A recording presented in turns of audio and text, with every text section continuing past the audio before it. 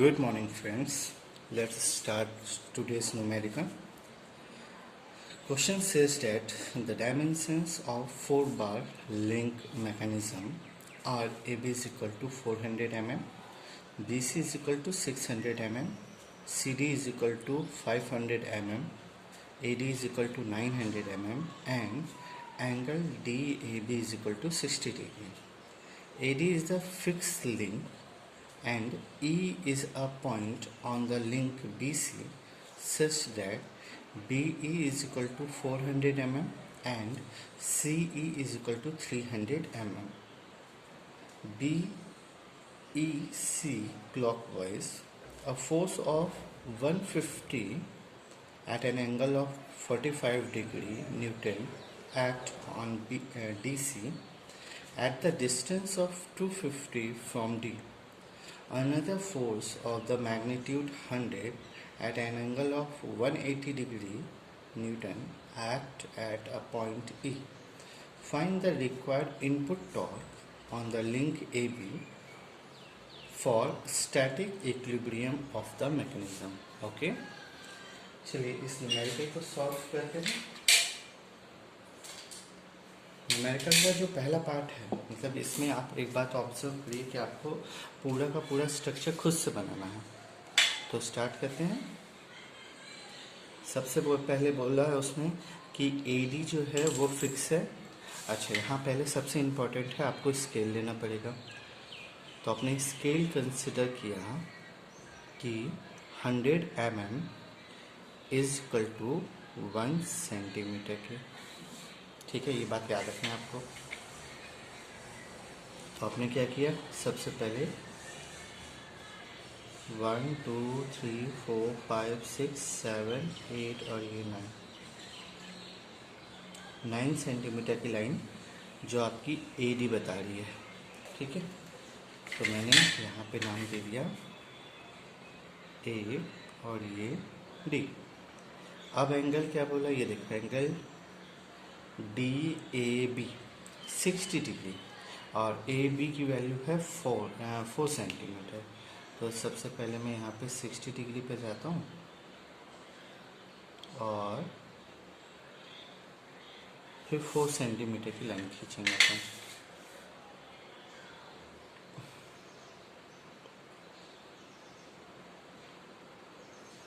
One two three four. Okay, तो मेरा second point मिल गया B. सेम रूल से आपको C के बारे में कोई इन्फॉर्मेशन नहीं है, तो B से C 600 mm है. तो B से C 600, 1 2 3 4 5 6. मैंने ये 600 mm लिया और यूनिवर्स में R का काट दिया. ठीक है, उसके बाद C से D 500 mm है.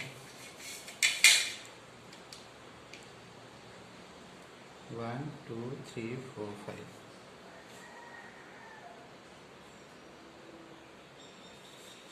तो मैंने ये पॉइंट्स को ज्वाइन कर दिया.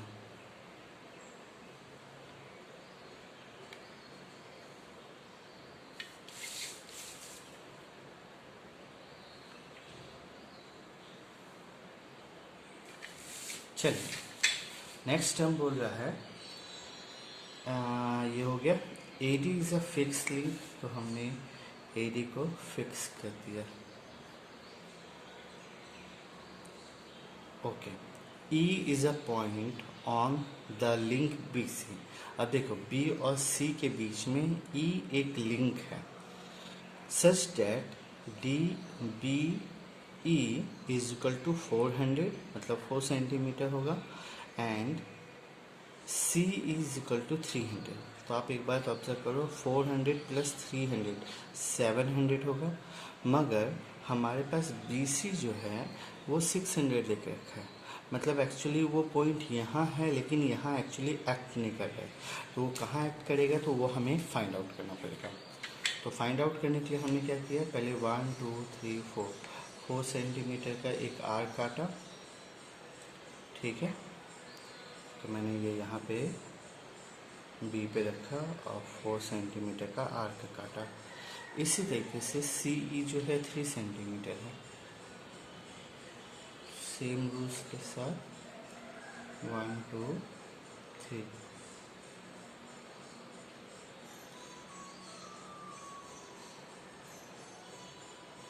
ये देखो, अब मुझे पता चल गया कि ये ई पॉइंट जो है वो यहाँ पे एक्ट कर रहा है।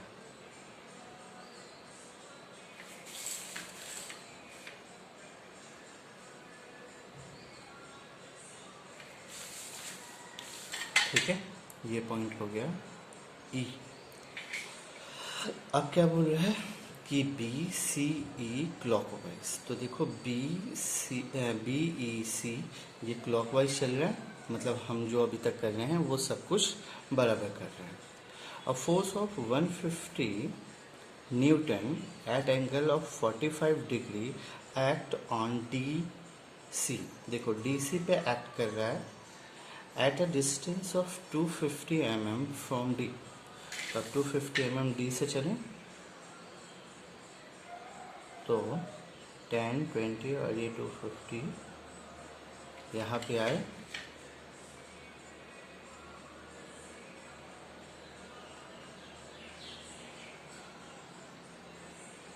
यहाँ पे आए,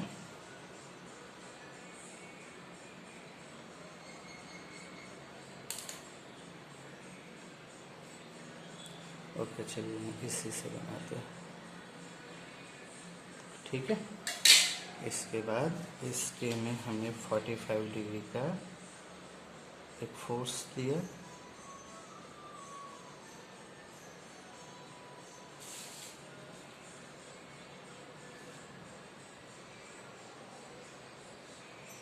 ठीक है।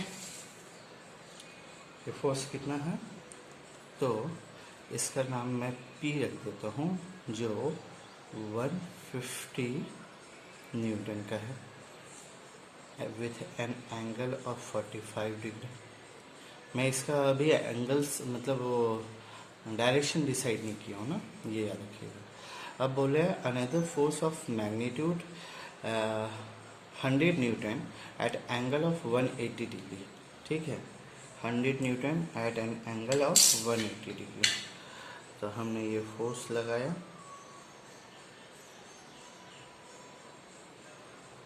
ये ऊपर लेके गए और 180 डिग्री ये हुआ, तो यहाँ पे हमने ये लगा दिया फोर्स। इसका नाम मैंने दे दिया Q is equal to 100 newton. ठीक है, चलिए find the required input torque on the link A B for static equilibrium of the mechanism. चलिए इसके बेसिस पे अब आपको क्या करना है, तो अब आपको पहले सभी का नेमिंग कर दो, फोर्स के डायरेक्शन दे दो, तो उससे क्या होगा फिर आपको प्रॉब्लम सॉल्व करना इजी हो जाएगा। तो आपको पता है कि ये आपका लिंक 1 है, ठीक है, ये लिंक 2 हुआ, ये लिंक आपका 3 है और ये लिंक आपका 4 है। 4 बार मैकेनिज्म है इसलिए 4 ही होंगे। अब देखो फिर भाई सिंपल वेरीफाई करने के लिए मैंने क्या किया, तो मैंने यहाँ पे दिया F12, इसको अपोज करने वाला F12 है, तो यहाँ पे आएगा 32।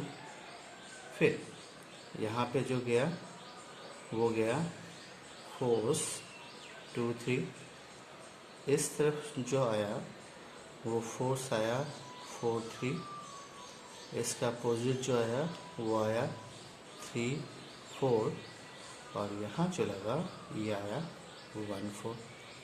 चलिए सेम प्रोसेस अडॉप्ट करना है। सबसे पहले अपन CD को लेते हैं और जो हमारे स्टैंडर्ड प्रोसीजर है उसी को फॉलो करते हैं।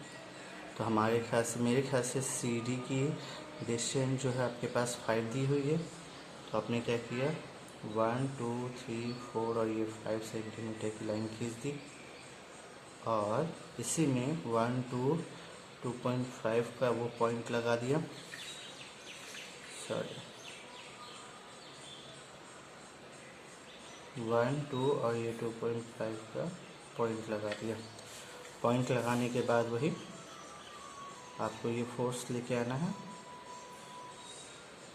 और यहाँ पे ऐड कराना है। तो ऐड कराने के बाद वो जहाँ पे भी मिलेगा वो आपका वो पॉइंट मिला देगा, मतलब जिसका नाम हमने एक्स रखा हुआ था। तो ये हमारा पॉइंट यहाँ पे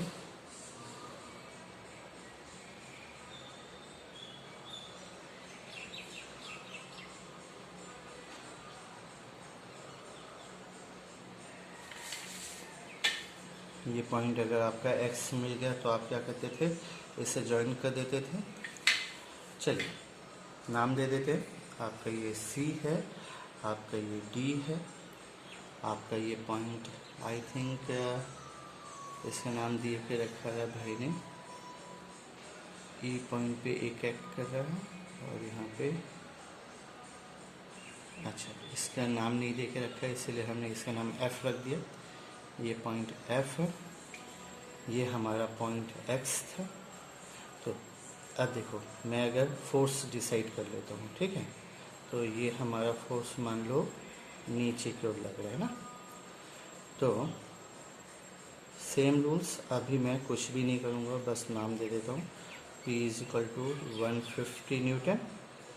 ओके, अच्छा इसके बाद ये वाला जो फोर्स है, क्योंकि मैंने इसका रेफरेंस यहाँ पे लिया, तो ये फोर्स कौन सा है, तो फोर्स 4.3 है, इसलिए मैंने इसको 4.3 दे दिया।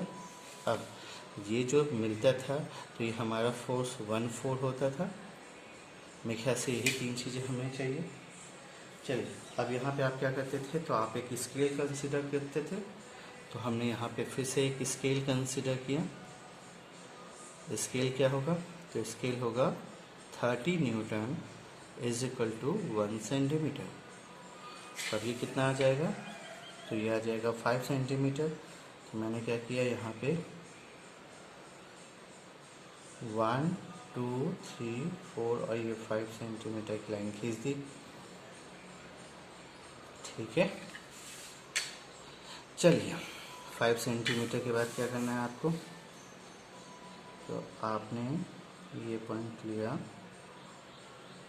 अब ये चाहे तो आप इधर से या इधर से कहीं से भी आप स्टार्ट कर सकते हैं। तो मैं मान लो यहाँ से इसको लेके जा रहा हूँ, ठीक है, तो ये समथिंग कुछ ले लिया। तो ये मेरा फोर्स, मतलब ये मेरा P हुआ, P पॉइंट, ये फोर्स हुआ 1.4। तो अब जो मिलेगा वो मेरा रिक्वायर्ड आंसर वाला पार्ट होगा।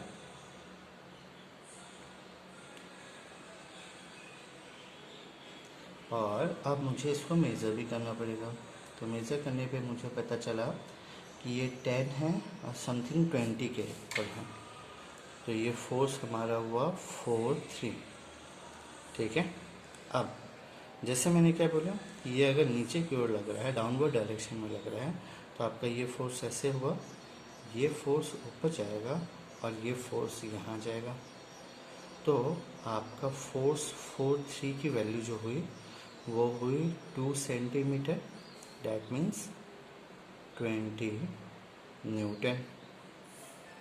ओके, अब अगर फोर्स 20 न्यूटन हुआ तो फिर क्या होगा, तो अब आपको यहाँ पे फोर्स 3.2 की वैल्यू निकालनी है। तो फोर्स 3.2 की वैल्यू निकालने का सेम वही प्रोसीजर, क्या कि आप पहले ये वाले डिस्टेंस को मेज़र करेंगे, यहाँ पे ले आइए। ये कितना था, तो आई थिंक 4 सेंटीमीटर था। 1 2 3 1 2 3 और ये 4, ठीक है, जिस पे मुझे ये फोर्स सेट कराना है। तो मुझे ये फोर्स सेट किया,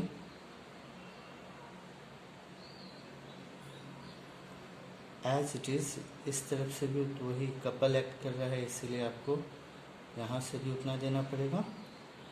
और हाइट फाइंड आउट करने के लिए ही, अब देखिए लास्ट टाइम भी मैंने आपको बोला था कि जब हाइट आपको फाइंड आउट करनी है तो आपको क्या करना है, ये देखिए ये 90 वाली लाइन और ये 15, ये दोनों को बिल्कुल एक दूसरे के साथ मिला दीजिए और यहाँ पे आइडेंटिफाई करिए। तो ये 1 2 और अप्रॉक्स 3 आ रहा है। तो हाइट कितनी आई, तो h is equal to 3 centimetre. चलिए, अगर ये 3 सेंटीमीटर आपको याद है तो यहाँ जो आपका फोर्स लग रहा है वो कौन लग रहा है? तो ये देखिए, आपने डायरेक्शन दिया था फोर्स 3 2, और इसके यहाँ पे लग रहा है फोर्स 1 2। ठीक है, तो h की वैल्यू जो आपकी यहाँ पे आई है वो आई है 3 सेंटीमीटर। आप ऑब्जर्व करो कि आपने बोला था 1 सेंटीमीटर टू 100 mm, तो यहाँ 3 सेंटीमीटर मतलब क्या हो गया? तो यहाँ हो गया 300 mm, बराबर है। चलिए, अब आपका दूसरा टॉर्क निकालना होता है। तो दूसरा टॉर्क जब निकालेंगे उसके लिए आपको कुछ नहीं करना है, आपको बस ये सिंपली ये फोर्सेस को आगे बढ़ा देना है। मतलब वो मैं इसी में ही सॉल्व कर रहा हूँ ना आपका। ये देखिए, हमने क्या किया, तो हमने पहले इसको यूनिफॉर्म आगे बढ़ा दिया, और ये वाला जो फोर्स एक्ट कर रहा है ये दोनों को आगे बढ़ाया। ठीक है, और यहाँ पे ये जो हमें सेंटर मिला है, इस सेंटर को हमें इस पॉइंट से क्रॉस कराना है। ठीक है, थोड़ा सा दूर भी लेके जाता हूँ तो आपको समझ में आएगा कि मैंने क्या किया। ठीक, चलिए अब देखिए, यहाँ पे अगर फोर्स 3 4 लग रहा है तो इसके अपोजिट डायरेक्शन में कौन सा फोर्स लगेगा? तो ये हो जाएगा फोर्स 4 3, तो ये हमारा फोर्स 3 हो गया। ये दूसरा वाला फोर्स जो है वो यहाँ पे लग रहा है, वो कितना है? तो 100 न्यूटन है। और अब देखो इस वाले फोर्स पे, ठीक है, तो ये आपका कितना लग रहा है? तो ये वाला जो फोर्स 2 3 लग रहा है, यही अप्रॉक्स हम लोग ने कंसिडर करके रखा है कि ये 2 3 है। तो इसके बेसिस पे आपको वापस इसी तरीके का डायग्राम खड़ा करना है। ठीक है, डायग्राम बनाए। तो डायग्राम बनाने के लिए आपको फिर से वही स्केल एक कंसिडर करना पड़ेगा। तो आपने पहला स्केल यहाँ पे कंसिडर किया, दूसरा स्केल यहाँ पे कंसिडर किया, और अब तीसरा स्केल आप यहाँ पे कंसिडर करेंगे कितना? तो 20 newton is equal to 1 centimetre. तो 100 न्यूटन का 5 सेंटीमीटर हो गया। तो आपने क्या किया? तो आपने बिल्कुल एक स्ट्रेट लाइन ली,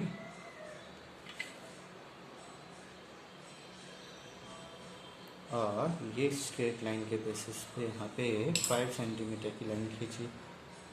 तो 1 2 3 4 और ये 5 सेंटीमीटर। ठीक है, अब 5 सेंटीमीटर के बाद आपके पास दूसरा डायरेक्शन दिया हुआ है फोर्स 4 3 का। तो आपने फोर्स 4 3 यहाँ लिया, और इसे यूनिवर्स में बढ़ा दो। कहाँ जाएगा मुझे भी नहीं पता, बस हमें बढ़ाना है। और जो तुम्हारा ये जो फोर्स 2 3 एक्ट कर रहा है, अब इसे अपन को यूज़ करना है। तो मैंने क्या किया, ये देखो, ये फोर्स 2 3 को लिया और इसको रोल किया। ठीक है, तो ये बाउंडेशन की वजह से थोड़ा सा हम एडजस्ट करते हैं, और ये देखो ये पॉइंट मिल गया मुझे 2 3 का। ठीक, तो जो इस तरफ फोर्स लग रहा है वो मेरा हुआ ये force Q is equal to 100 newton. ये जो फोर्स लगा ये फोर्स हुआ 4 3, और ये जो फोर्स लगा वो हुआ फोर्स 2 3, बराबर। चलिए, तो मेरे ख्याल से आपको फोर्स 2 3 फाइंड आउट करना है। तो आपने यहाँ पे मेजर किया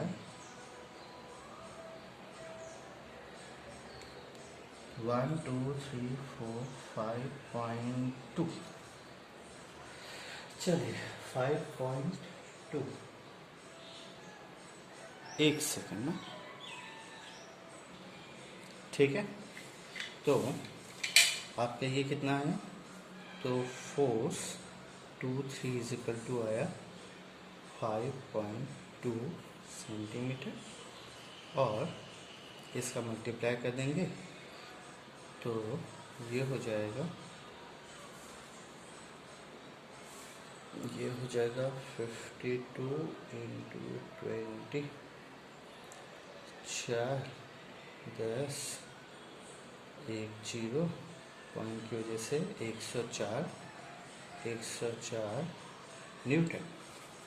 ठीक है, चलिए, और इसके बेसिस पे अब आपको दूसरी वाली हाइट निकालनी थी, तो दूसरी वाली हाइट अब आप इसके लिए भी निकालिए।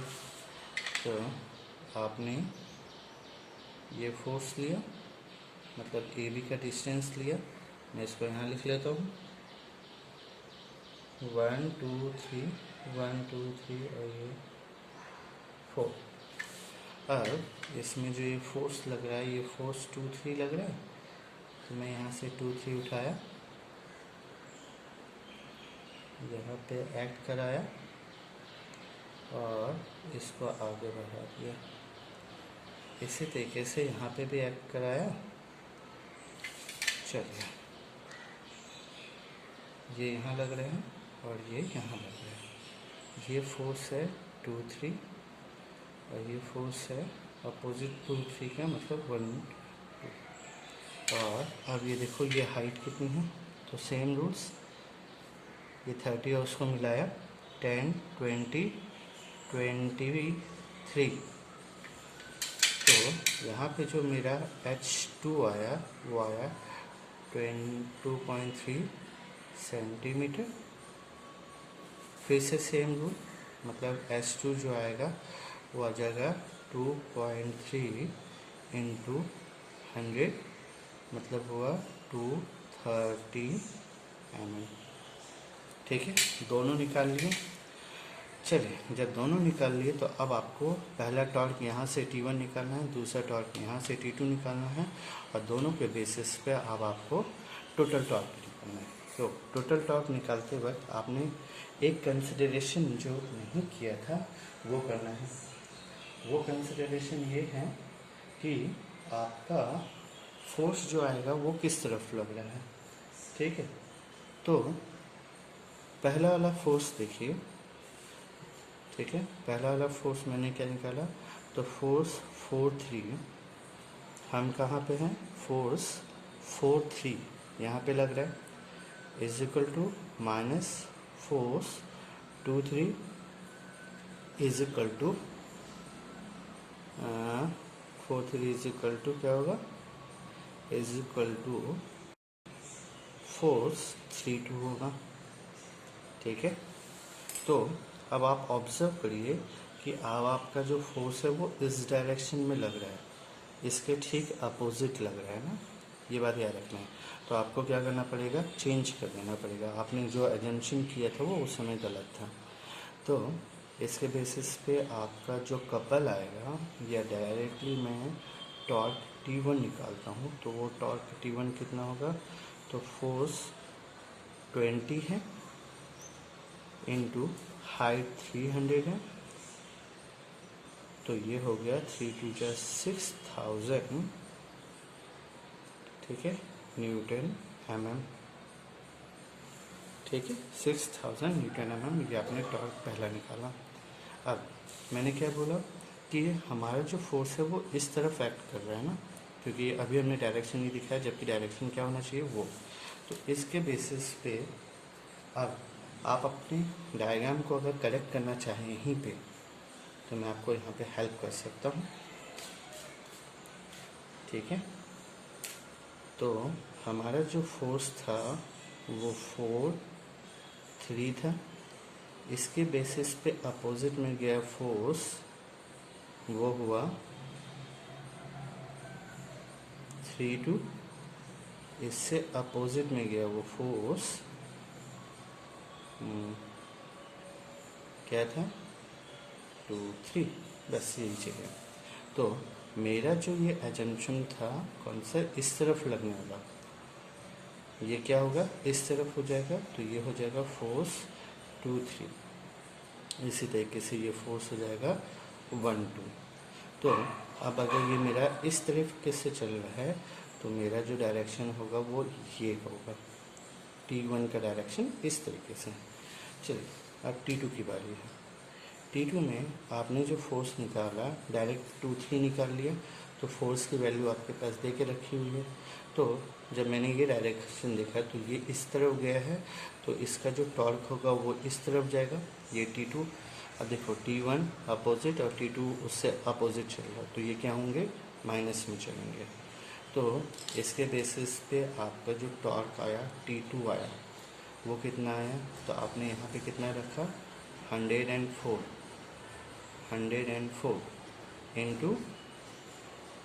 इंटू हाइट कितना, तो 230, 104 न्यूटन एंड 230 न्यूटन बराबर चल रहे हैं।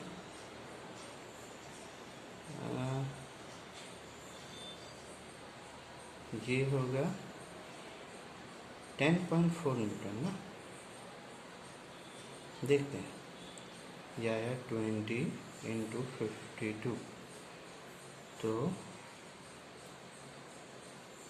2040 इंटू 0 10, तो आपकी वैल्यू है 1040। एक के बाद पॉइंट लगा इसलिए 402, ये तो बराबर है, ठीक है, ये बराबर है, तो उस हिसाब से बराबर होगा। तो अब इसको 230 से मल्टीप्लाई कर देते हैं, तो ये हो गया 0 0 0 इंटू 3 4 जा 12 का 2 कैरी 1, तो ये 1 लग गया और 3 1 जा 3, डबल इंटू 4 2 जा 8 0 2, ये आ गया 0 2 9 3 2। कहीं डेसिमल लगा है, नहीं लगा है। तो अब आपका जो सेकेंड वाला न्यूटन आया वो आया, ये वैल्यूज थोड़ी ज़्यादा दिखा रही है, ये वैल्यूज थोड़ी ज़्यादा दिखा रही है, 24 और 6। चलिए इस तरीके से इसको यहाँ पे सॉल्व करिएगा, और एक सेकंड में आपको मिस्टेक बता देता हूँ। चलिए मिस्टेक समझ में आ गए। एक्चुअली क्या था, फोर्स 4 2 जो रहा वो 2 सेंटीमीटर था, तो अगर 1 सेंटीमीटर 30 न्यूटन हुआ तो 2 सेंटीमीटर कितना हुआ, ये हो जाएगा 60 न्यूटन। ओके, ये आया 60 न्यूटन, और ये हुआ 60 इंटू 300, ठीक है। तो ये आपका आया कितना, 6 3 जा 18, ठीक है, 18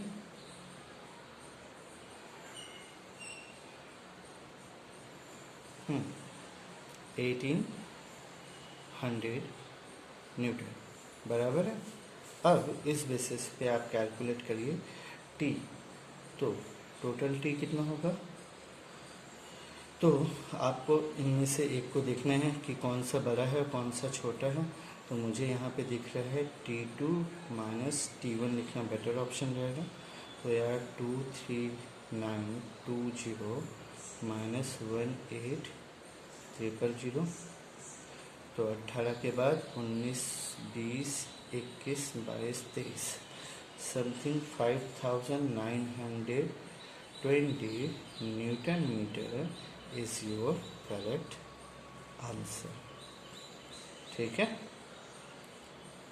चलिए खुद से सॉल्व करिएगा, कोई प्रॉब्लम आए तो मुझे कॉल करिएगा। अभी के लिए थैंक यू।